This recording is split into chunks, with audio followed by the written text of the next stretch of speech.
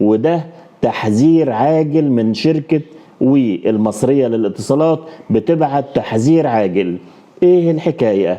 خدوا بالكم من بياناتكم. كل الناس اللي قاعدة على الانترنت، اللي بيشوفني دلوقتي بيشوفني بالانترنت، واللي من غيرها بقت حاجات كتير في حياتنا ما بنعرفش نعملها.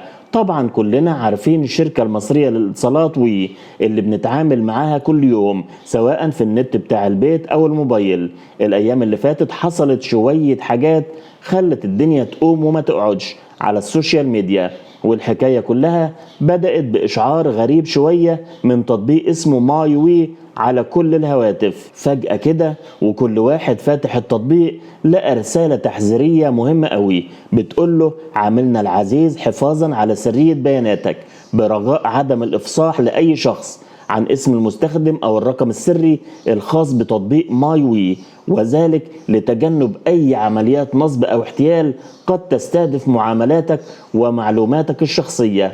الرسالة دي على قد بساطتها عملت قلق كبير جدا عند ناس كتير، لأنها حسستنا إن في خطر أو محاولات احتيال بتحصل، وإن بياناتنا ممكن تتسرق في أي لحظة.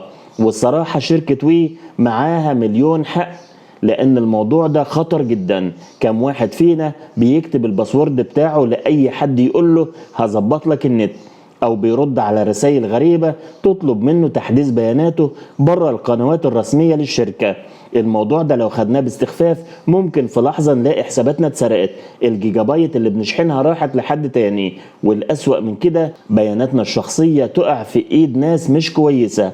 الشركة شددت على انهم عمرهم ما بيطلبوا بيانات الدخول بأي وسيلة تواصل تانية غير التطبيق نفسه، وده كلام لازم نحطه حلقة في ودنا. طيب ايه الحل؟ وبنفسها قالت لنا على شوية خطوات سهلة بس مهمة جدا عشان نحافظ على البيانات. اولا، ممنوع منعا باتا نشارك اسم المستخدم او الرقم السري مع اي حد.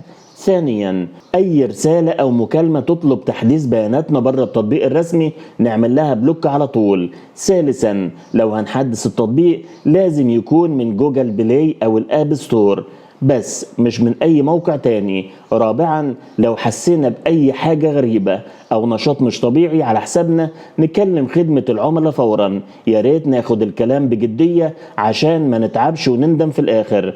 بس مش كل الاخبار قلق وخوف، في بشرة حلوة برضه. في نفس الوقت اللي وي بتحذر فيه من الاحتيال نزلت عرض جديد كده يمكن يطمن الناس شوية او يسعدهم. بتقولك لو شحنت رصيد الانترنت الارضي بتاعك عن طريق تطبيق ماي وي باستخدام اي كارت بنكي هتاخد 10 جيجا انترنت اضافي مجانا. يعني ايه الكلام ده؟ يعني بدل ما تدفع في سنترال او عند موزع اشحن من البيت وانت مستريح، وفوق البيعة هتاخد هدية حلوة.